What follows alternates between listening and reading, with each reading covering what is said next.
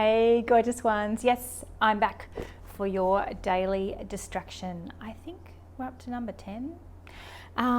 Anyway, we're up to page 52 where I read to you from my first book, The Man I've Almost Dated, in the hope of distracting you from the corona crazy that's going on in our lives right now.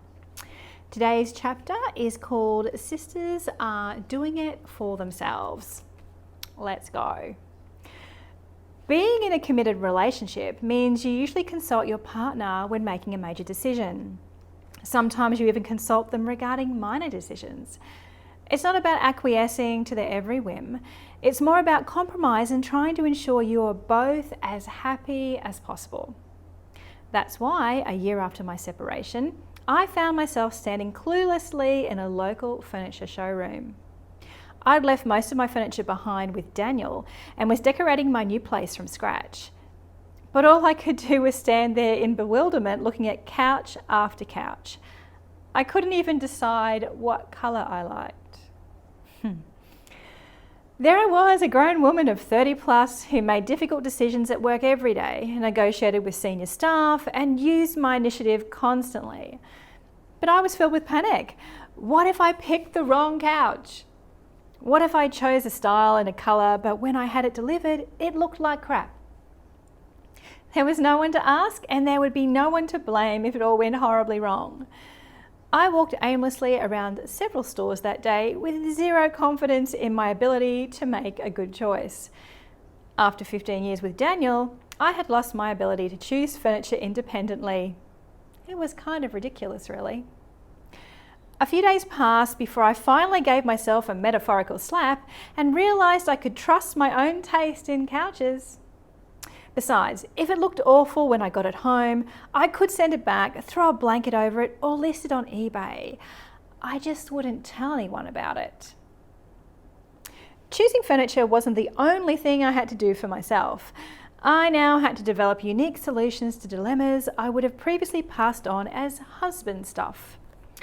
It's amazing how creative you can become when there's no one around. Sisters Are Doing It for Themselves has become a personal theme song. Sometimes I sing it through gritted teeth while attempting activities that really require two people, not just me. It's been the background music while I mutter, "Get over, you bastard," as I flip my queen-size mattress, risking serious back injury and narrowly missing the light bulb. It's great for a weekly arm workout though. I've also used the theme song for encouragement while trying to start the mower. Daniel did most of the mowing and maintenance when we were married, but as a single woman, I've been determined to do those things for myself. That's why, 2 years into my single life, with my own lawn to maintain, you could have peered over my fence and found me pulling and tugging on the mower cord like a woman demented. Throughout the process, I was vehemently hoping the neighbours weren't laughing hysterically as they watched me demonstrate yet another what not to do exercise.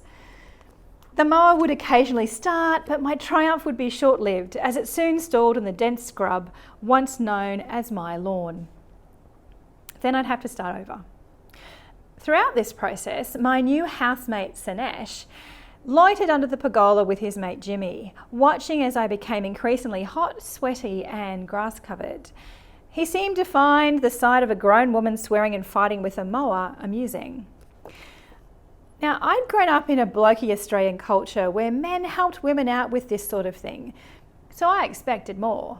I also thought a well-mannered man would have offered to help rather than laughing at me. But I was blinded by Sanesh's good looks. Next time, I'll think more carefully before sleeping with a spoilt, good-looking man who shares my house, laughs at me while I work myself into a frenzy, and doesn't offer to help. However, he did look hot wielding a vacuum, but I'll share more about that later. These days I pay my neighbour's son to mow the lawn. He's in early high school and definitely too young to be hot. I've also been willing to attempt a range of handyman type tasks while living alone or with a useless male housemate. Paying someone to do the work is cost prohibitive and usually my pride prevents me asking for help.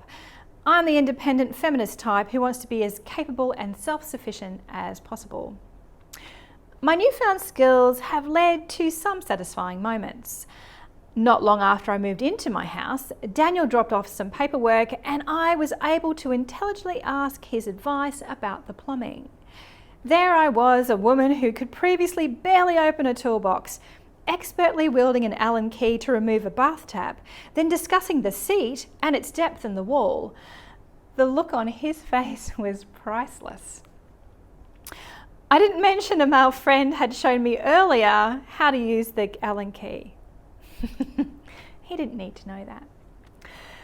These days, I also have my own toolbox overflowing with screws, hammers, screwdrivers, and miscellaneous other things previously known to me as man things, and a rechargeable drill of my own.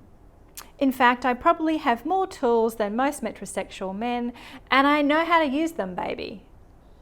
There is, however, a downside to my newfound confidence in attempting tasks previously relegated in my mind to the world of men. Men often seem to have the patience to fix things and put stuff together.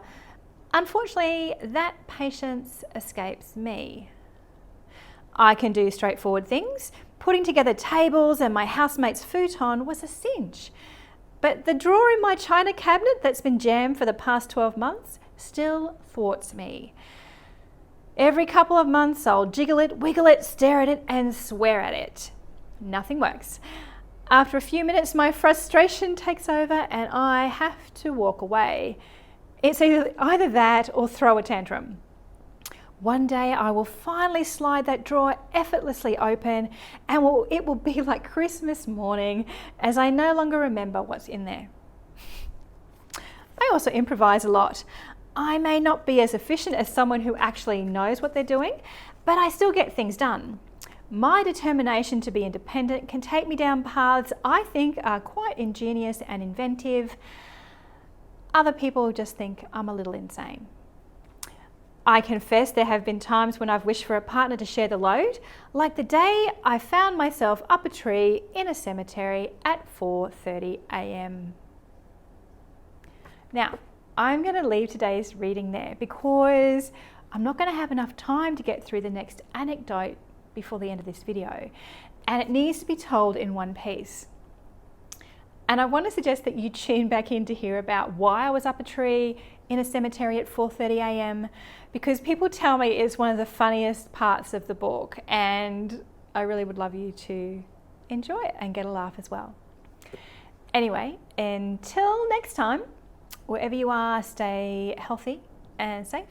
I hope I've helped to distract you just a little bit today, and I will see you again very soon. Bye for now.